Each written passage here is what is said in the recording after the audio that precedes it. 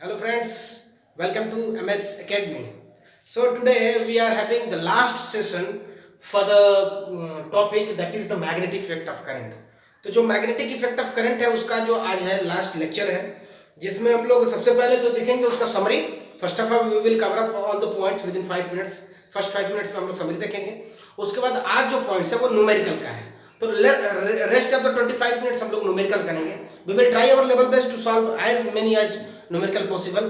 ठीक है, तो समरी देखिए. सबसे पहले हमने मैग्नेटिक इफेक्ट ऑफ करंट जो है और स्टेट एक्सपेरिमेंट से शुरू किया था. उसमें हमने क्या देखा था कि जो मैग्नेटिक नीडल है, यदि हम किसी करंट कैरिंग कंडक्टर के पास ला रहे हैं तो उसमें डिफ्लेक्शन आ रहा था. डिफ्लेक्शन किधर होगा उसको हमने एम्पियर रूल से देखा था. एम्पियर रूल क्या कहता है कि किसी पर्सन को आप किसी यदि कंडक्टर है तो उसको इस तरह से उसको लिटा दीजिए इस पे, और उसका जो है कि जो करंट है उसके फीड हो और उसके हेड से बाहर निकले, और ये it should look toward the magnetic needle. तो जो भी नॉर्थ और साउथ है, तो जो north end of the magnetic needle है it's always deflect toward the left of the person. ये था. उसके बाद हमने देखा था, मैं ये यहाँ जो खत्म हो गया आपका.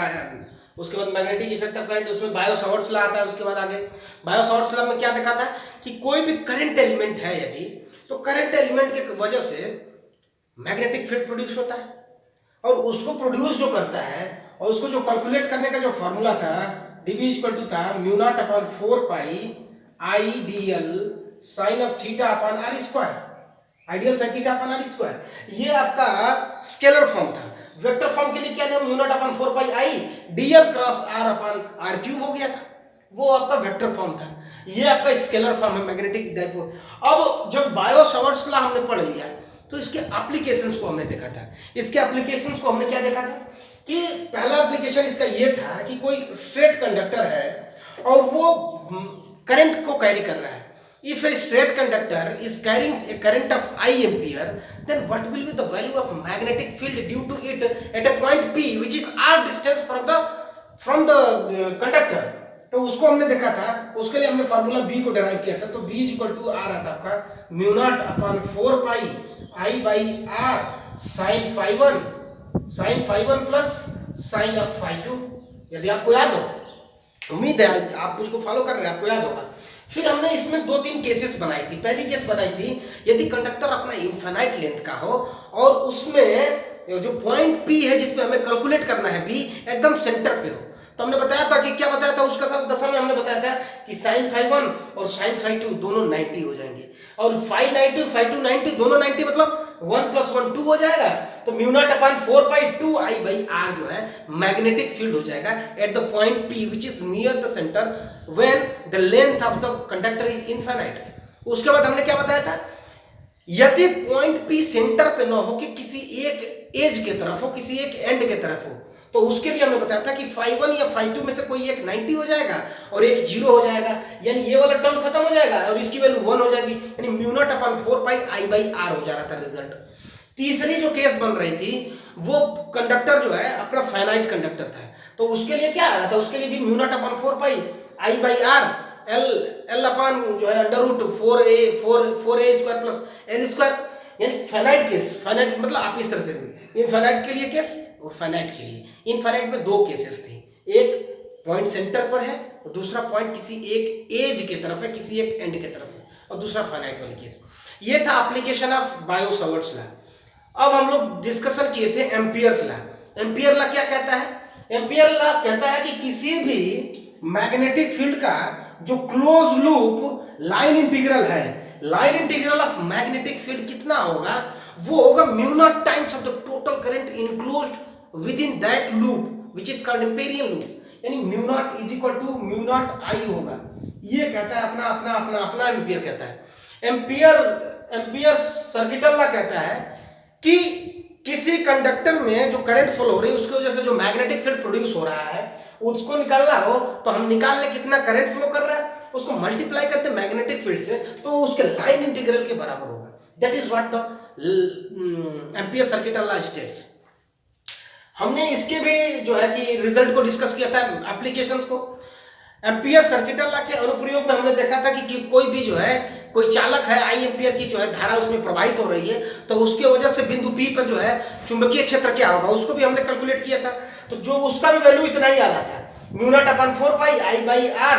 उसके लिए भी ये वाला फॉर्मूला जो इसके वजह से जो आ रहा था, उसके वजह से जो है, इसके वजह से स्ट्रेट कंडक्टर की वजह से इसके लिए भी वही रिजल्ट हमने वेरीफाई किया था, mu not upon 4 pi 2 I by R at the centre की वजह से जो बी होगा, हमने एम्पियर से भी इसको सिद्ध किया था। लेटर हाफ में हमने देखा था कि एम्पियर के मदद से यदि कोई कंडक्टर, यदि कोई स्फेरिकल आपके पास क्या है, ये सिलेंडर है, बेलन है, तो इसके वजह से भी हमने देखा था कि कितना होगा मैग्नेटिक फील्ड, इसको भी हमने कैलकुलेट किया था। इसमें हमने दो केसेस पढ़ा था एक्चुअली। दो केसेस क्या पढ़ा था कि यदि पॉइंट पी बाहर हो तब, और पॉइंट पी यदि कंडक्टर के अंदर हो, यदि इस बेलन के अंदर हो, सिलेंडर के अंदर हो, तो बाहर के लिए तो as usual mu not over 2 by A 2 by R जो भी है वो था। लेकिन अंदर के लिए थोड़ी सी केस जो है इंटरेस्टिंग थी। इंटरेस्टिंग क्या थी कि अपना जो करंट है वो अब जो है, चूंकि सपोज करिए पॉइंट पी यहाँ था, तो अब पूरा आई एम्पियर तो इसके थ्रू हमने जो इसमें आई एम्पियर तो फ्लो नहीं हो रहा था, तो हमें सबसे पहले करंट डिवीजन जो है निकालना पड़ रहा था कि आखिर करंट जो है कितनी फ्लो कर रही थी। तो उसको हमने करंट को डिवीजन किया था, आई डैश निकाला था, अगर याद हो तो आई इंटू, अगर आपको याद हो तो आई अपन जो है कि कितना आता था, small R square upon capital R square आता था, मुझे याद है, आपको भी याद होना चाहिए, ठीक है। I into small R square upon capital R, small R वो पॉइंट है पी का, कैपिटल आर रेडियस है उस किसका, सिलेंडर का। तो हमने बताया था आई डैश निकाल दिया था, और उसके बाद ampere circuit law I dash निकाल के जो है एम्पियर सर्किट ला से उसको भी हमने निकाल के आपको दिखाया था कि आखिर वैल्यू कितनी होगी। उसके बाद जो है हमने डिस्कशन किया था सोलेनॉइड और टोरॉइड के बारे में। सोलेनॉइड का डिस्कशन हमने करते हुए बताया था कि बाहर सोलेनॉइड के मैग्नेटिक फील्ड जीरो एज्यूम करते हैं, और अंदर जो मैग्नेटिक फील्ड होता है म्यू नॉट एन आई के बराबर होता है एट द सेंटर। जब हम किसी एक एज की बात करते हैं तो एज पर जो मैग्नेटिक फील्ड होता है वो हाफ हो जाता है, यानी कितना हो जाएगा, mu not N I by 2। Toroid के लिए बताया था, टोरॉइड के भी बाहर मैग्नेटिक फील्ड जीरो होता है, और इनसाइड मैग्नेटिक फील्ड यूनिफॉर्म होता है, that is mu not N I, that is what it has only one value, mu not N I, आपको बताया जा चुका है। आज का जो टॉपिक है वो है न्यूमेरिकल करने का। तो अभी हम लोग चलते हैं न्यूमेरिकल करते हैं, एक से एक बेहतर न्यूमेरिकल। तो चलिए बने रहिए हमारे साथ, ठीक है। चलिए, तो ये रहा question, a current of 5 ampere is flowing from south to north in a straight wire. किसी स्ट्रेट वायर में साउथ से नॉर्थ की तरफ, सपोज करिए ये अपना स्ट्रेट वायर है, और इसमें जो है साउथ से नॉर्थ की तरफ जो है 5 एम्पियर की करंट जो है फ्लो कर रही है, 5 एम्पियर की करंट फ्लो कर रही है साउथ से नॉर्थ की तरफ।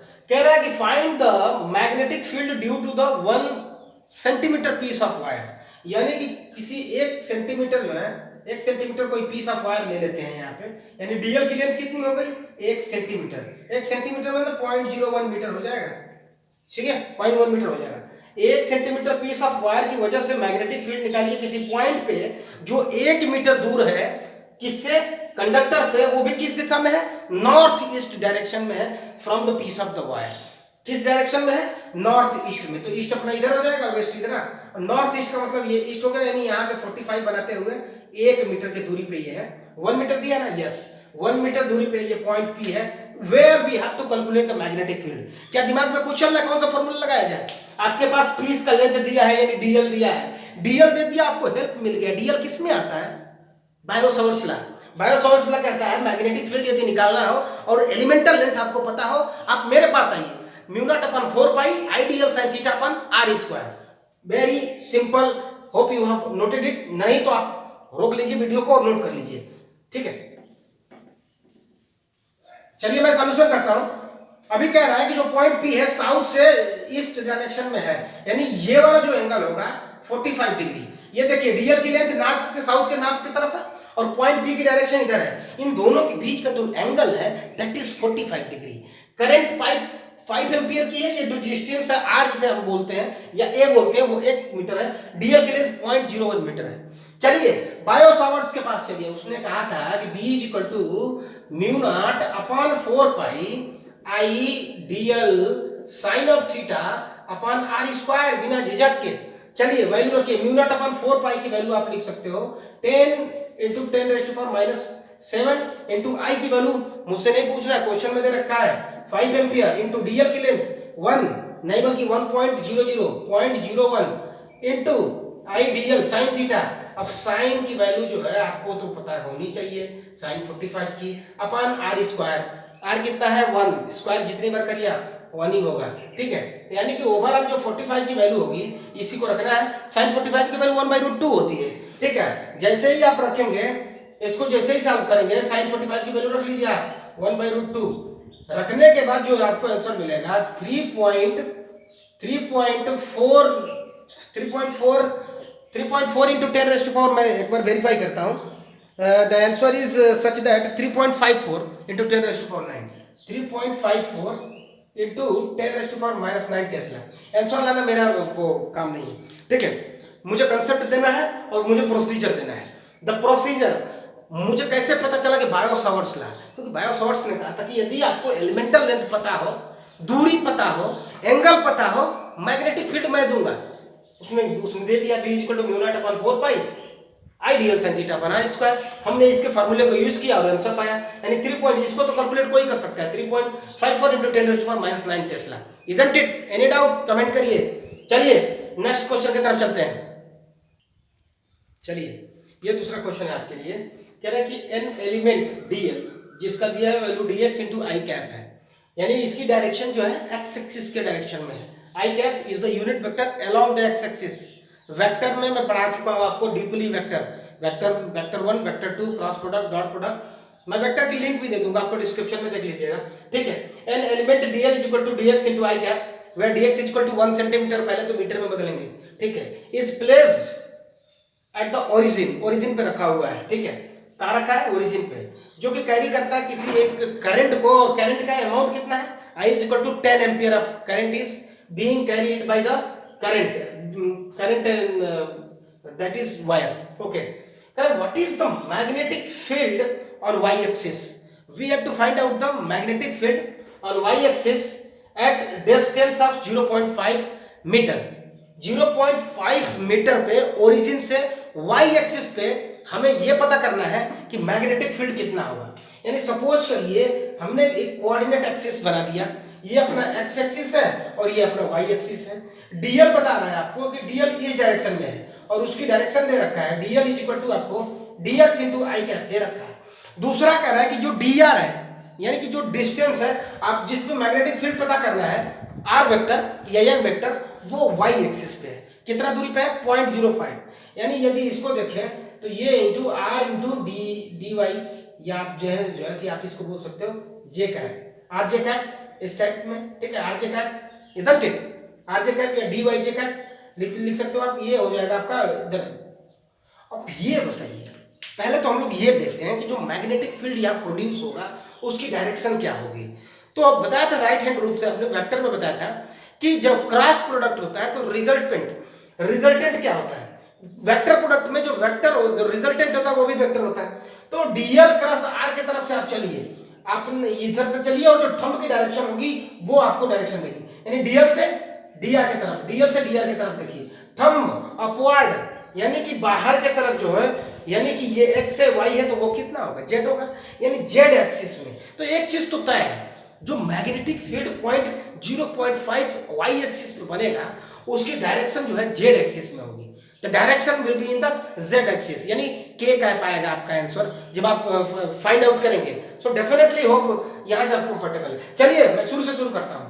मैं बायो सावर्ट्स लॉ बोलता है कि b की जो वैल्यू होती है वो होती है μ0/4 pi I D L sin θ/r square. कब?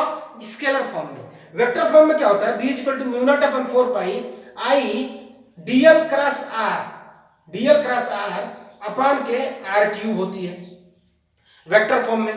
अब dl की वैल्यू दे रखा है आपको, कितना दे रखा है dl की वैल्यू?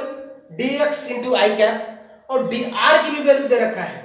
r की वैल्यू कितनी लिख सकते हो आप? j कैप या r j कैप लिख सकते हो, ठीक है। उसको लिख सकते हो आप j कैप लिख सकते हो, यानी कि यदि आप चाहो इसको तो यहां से एक r यहां से, इसको मैं एक बार इरेज करता हूं, लेट मी हेल्प यू। तो आप इसको स्केलर फॉर्म में लिखना चाहें तो आप b = लिख सकते हो μ0/4 पाई i/r स्क्वायर, या स्केलर फॉर्म में i/r स्क्वायर।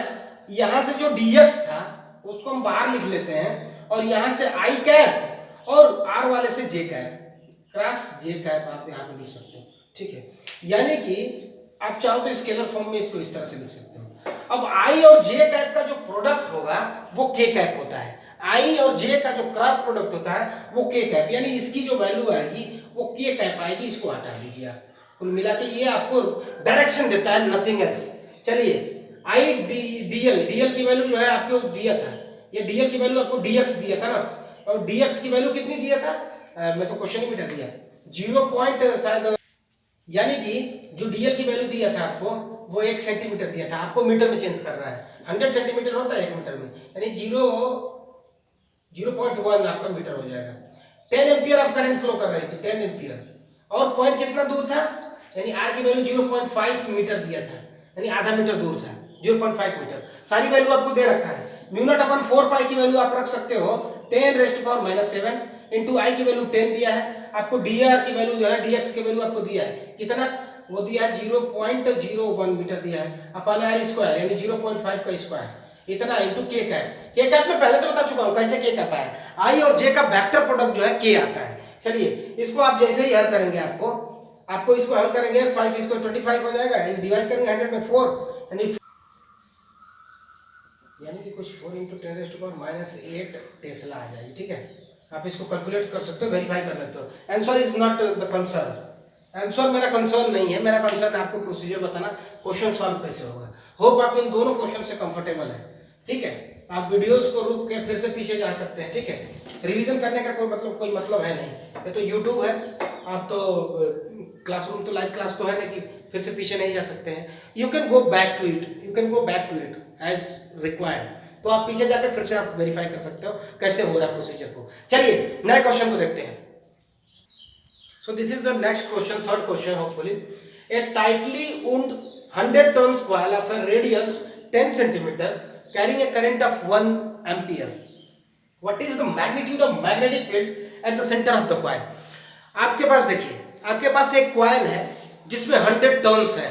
अब कह रहा है कि उसके सेंटर पे मैग्नेटिक फील्ड कितना होगा यदि उस कॉइल के हर टर्न में 100 एम्पियर ऑफ करंट फ्लो कर रही है और कॉइल की जो रेडियस है वो 1 सेंटीमीटर का है, hopefully if I am not wrong 10 centimetre का, ठीक है, 10 सेंटीमीटर का, सॉरी, ठीक है। तो ये क्वेश्चन रहा, आप इसको नोट कर सकते हो, ये क्वेश्चन है। मैं इसके सॉल्यूशन की तरफ चल रहा हूं।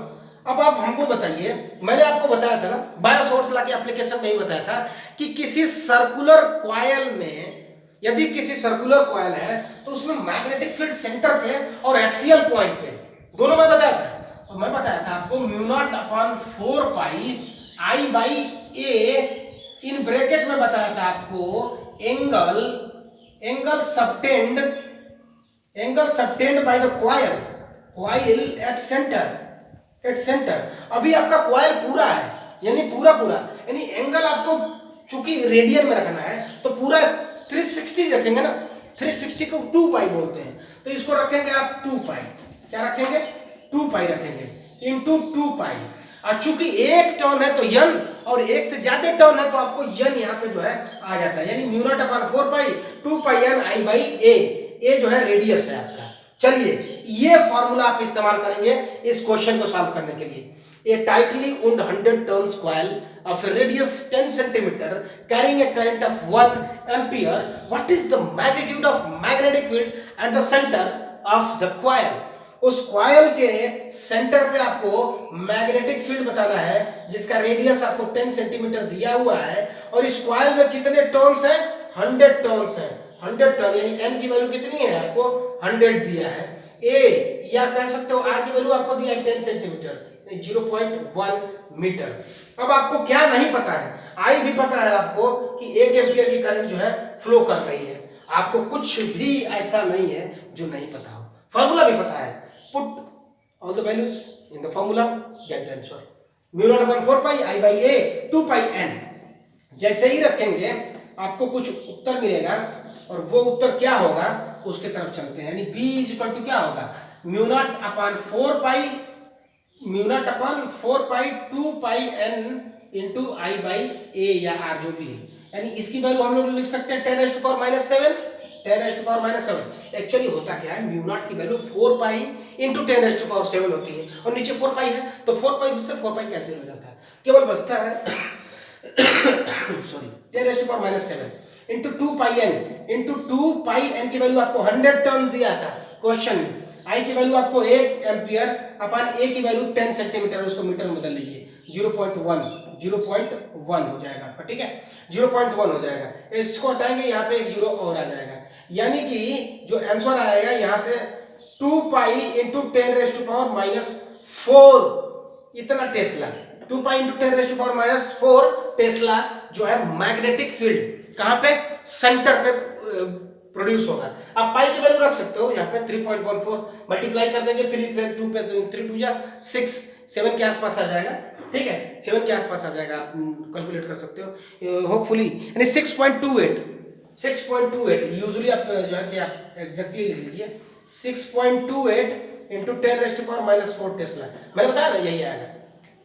Answer doesn't matter, matter is what matters is procedure, procedure क्या है, कौन सा फॉर्मूला लगेगा, कैसे हमारे दिमाग में क्लिक करेगा, ये बात हमें आनी चाहिए, ठीक है आपको सोचने आना चाहिए कि कौन सा फॉर्मूला लगेगा। चलिए I am done with this question, I am moving toward the new question, new concept. So चलिए नेक्स्ट क्वेश्चन को देखते हैं।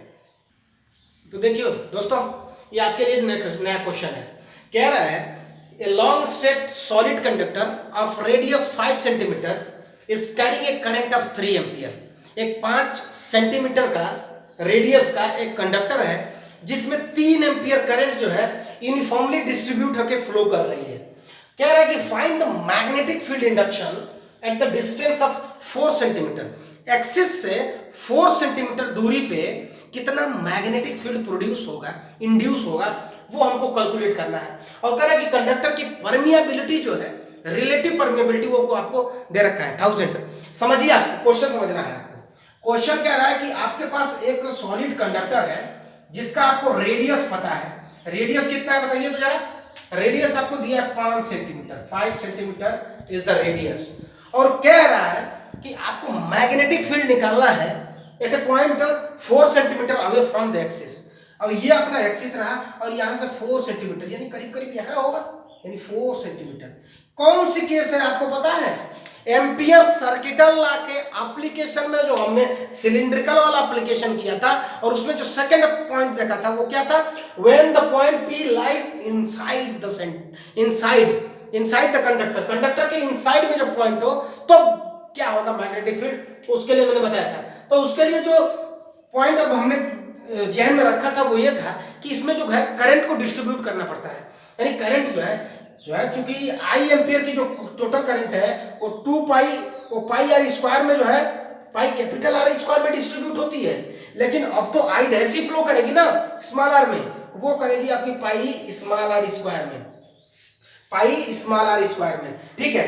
यानी जैसे ही अब आप इसको इक्वेशन सपोज करिए 2 है, इसको 2 मान लीजिए, किसी को कोई मानिए, यानी 1/2 करेंगे, जब आप 1/2 करेंगे तो I dash is equal to आपको मिलता है I dash is equal to I pi small R square upon pi capital R square, ये आपको मिलता है। करंट का जो डिस्ट्रीब्यूशन होता है वो इस तरह से होता है, I dash is equal to I small R square, वो स्मॉल आर जो पॉइंट P है, पॉइंट P यहाँ पे है, इसको छोड़िए, स्मॉल आर स्क्वायर पर कैपिटल आर स्क्वायर। मैं क्वेश्चन को रेस करता हूँ, करंट कितना है 3 एम्पियर, रेडियस 5 सेंटीमीटर, 4 सेंटीमीटर पर हमको ज्ञात करना है, 1000 है relative permeability. Okay good, that's all, हमारे पॉइंट के लिए वो उतना ही था, ठीक है। चलिए हम थोड़ा सा जो है एम्पियर सर्किटल लॉ को देखते हैं, क्या कहता है Ampere circuital law. Ampere circuital law states that line integral of जो मैग्नेटिक फील्ड होता है that is always equal to mu naught times of the I. अब म्यू नॉट क्या है? तब है जब आपके पास जो है फ्री स्पेस है, लेकिन हम तो कंडक्टर के अंदर घूम रहे हैं, भ्रमण कर रहे हैं, तो म्यू नॉट तो होगा नहीं ना, mu naught into mu R हो जाएगा, mu naught into mu R. Why mu naught and mu R? Because we are inside the conductor, mu naught into mu R into I नहीं बल्कि I dash. I dash क्यों? क्योंकि total I थोड़ी flow कर रही है, मतलब total R is not flowing in this only ना, total current is flowing throughout the conductor, लेकिन हमको इतने में कितना करंट फ्लो करेगी वो हमने अभी पता कर लिया था। यानी आई डैश की वैल्यू हम लोग लिख सकते हैं mu not mu R I into small R square upon capital R square. इसमें किसी को कोई परेशानी नहीं होनी चाहिए।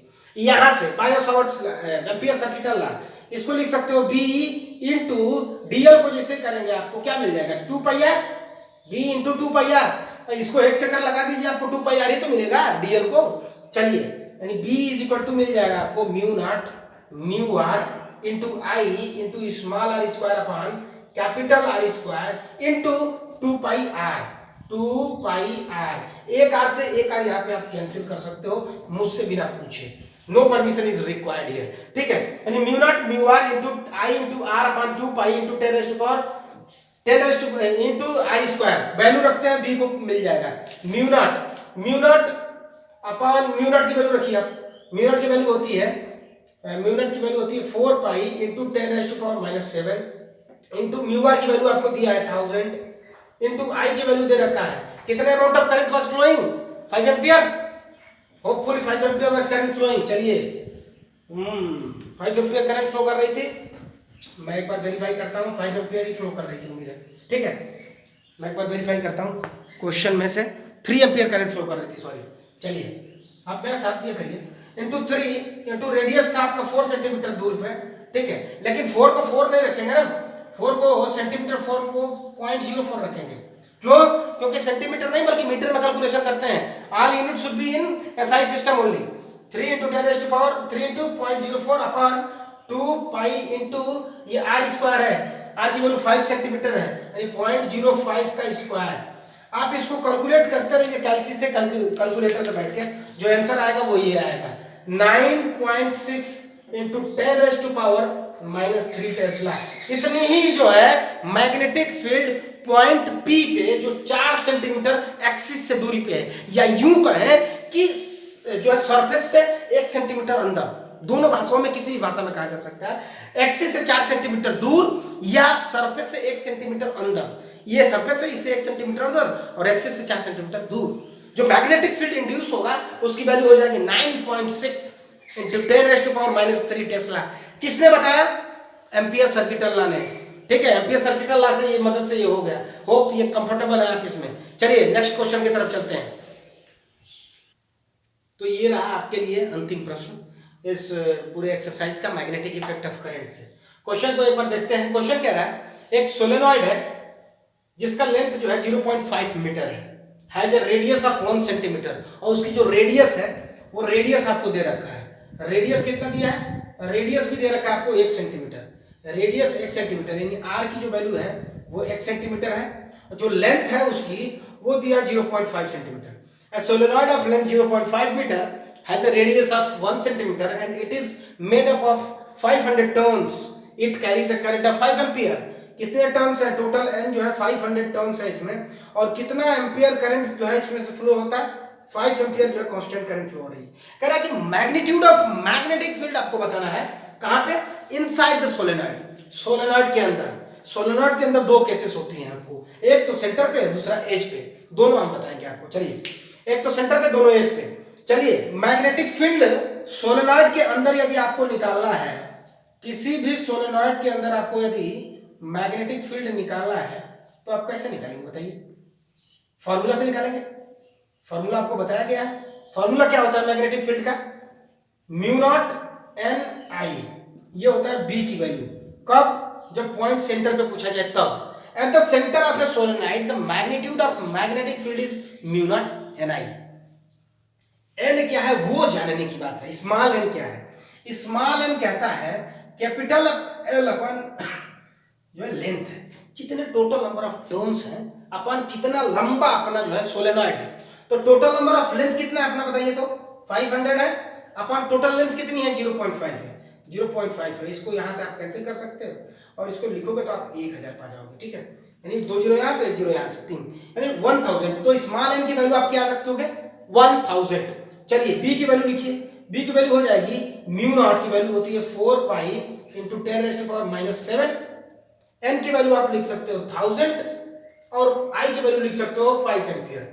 ठीक है यानी 5 2 या 20 यानी 20 pi into 10 raise to power -4 tesla. ये रहा magnitude of magnetic field at the centre. Magnitude यानी 6.28 आएगा। 6.28 यानी 6.28, लेकिन जीरो है, यानी 62.8 into 10⁻⁻4 Tesla eight the centre. समझ पा रहे हो आप? और क्या हो जाएगा एज पे कितना हो जाएगा, इसका आधा हो जाएगा। एज पे कितना हो जाएगा, आधा। एज पे मैं बात करूं, एज पे जो मैग्नेटिक फील्ड होता है इसका आधा हो जाता है, यानी mu not N I by कितना होता है, mu naught N I by एक मिनट ये ठीक है, mu naught N I by 2 होता है। ओके, तो mu not N I by 2 इसका हाफ हो जाएगा, यानी 10 पाई इंटू 10⁻⁻4 टेस्ला आ जाएगा। ठीक है, आप टी की पाई की वैल्यू रख के आप आंसर प्राप्त कर सकते हो। ठीक है, 20 पाई इंटू 10 पाई। ठीक है, तो ये रहा अपना ये सोलेनॉइड का क्वेश्चन। इसी तरह से टोरॉइड का भी क्वेश्चन कर सकते हो, चाहे आपको एक्सिस पे पूछे, सर्कल के एक्सिस पे, सर्कल के इक्वेटोरियल पोजीशन पे पूछे, यानी एक्सिस पे, सेंटर पे, या आपको लाइन एलिमेंट दिया हो आपके पास, करंट एलिमेंट, उससे मैग्नेटिक फील्ड निकालना हो, या एम्पियर सर्किट ला, तो सारा कुछ जो है जितना हो सकता है मैग्नेटिक इफेक्ट ऑफ करंट में, वो सारा कुछ हमने कवर कर दिया है प्रीवियस इतनी वीडियोस में। ठीक है, मैग्नेटिक इफेक्ट ऑफ करंट से आपको सारी वीडियोस मिल जाएंगी। सारी वीडियोस आपको जो है हमने मैग्नेटिक इफेक्ट ऑफ करंट के लिए प्लेलिस्ट में अलग से हमने जो है एक बना रखा है, प्लेलिस्ट में आप जाकर मैग्नेटिक इफेक्ट ऑफ करंट से सारी वीडियोस आप प्राप्त कर सकते हो। ठीक है, होप आपको मैग्नेटिक इफेक्ट ऑफ करंट अच्छा लगा होगा। कमेंट करके आप जरूर बताइए आपको कि मैग्नेटिक इफेक्ट ऑफ करंट आपको कैसा लगा। जो नेक्स्ट वीडियो हम लोग स्टार्ट करने वाले हैं उसमें हम लोग देखेंगे motion of A charge particle. किसी यूनिफॉर्म मैग्नेटिक फील्ड में किसी चार्ज पार्टिकल को v वेलोसिटी से अगर इंसर्ट करा दिया जाए तो किस वेलोसिटी से उसमें मूव करेगा, यदि उस पर फोर्स लगेगा तो कितना फोर्स लगेगा, फोर्स की वजह से क्या उसके पाथ में डेविएशन आएगा। तो यदि वो स्ट्रेट लाइन जा रहा था पहले, तो मैग्नेटिक फील्ड में या इलेक्ट्रिक फील्ड में अब नया जो पाथ वो गेन करेगा वो क्या होगा, सर्कल घूमने लगेगा, या पैराबोला जाएगा, इलिप्स में जाएगा, हाइपरबोला में जाएगा। We are going to find the answer of a number of questions in the just next coming video, जिसमें हम लोग मैग्नेटिक फील्ड और इलेक्ट्रिक फील्ड में किसी चार्ज पार्टिकल पे कितना फोर्स काम करता है और क्या उसका पाथ होता है, इसको हम लोग देखने वाले हैं। साथ ही साथ हम लोग ये देखेंगे कि कोई स्ट्रेट कंडक्टर है, दो स्ट्रेट कंडक्टर हैं, इसमें कुछ एम्पियर करंट फ्लो हो रही है, इसमें दो कुछ एम्पियर करंट फ्लो हो रही है, तो उसमें कब क्या वो दोनों एक दूसरे को अट्रैक्ट करेंगे या रिपेल करेंगे, कितना दोनों एक दूसरे को फोर्स लगाएंगे। यदि दो इस तरह से स्ट्रेट कंडक्टर है और दोनों में करंट फ्लो हो रही है, अट्रैक्ट करेंगे कि रिपेल करेंगे। यदि सेम करंट फ्लो कर रही है दोनों एक डायरेक्शन में तो क्या होगा, अपोजिट डायरेक्शन में फ्लो कर रही है तो क्या होगा। That is what we are going to talk in the next session. जो नेक्स्ट सेशन अपना लंबा सा सेशन होगा उसमें हम लोग ये सारे क्वेश्चंस को देखेंगे। ठीक है, तो नेक्स्ट सेशन होगा यानी motion of A particle in the uniform magnetic field या यूनिफॉर्म जो है electric field. So thank you, बने रहिए, कमेंट में जरूर लिखिए कि आपको ये वीडियो कैसा लगा। Thank you very much.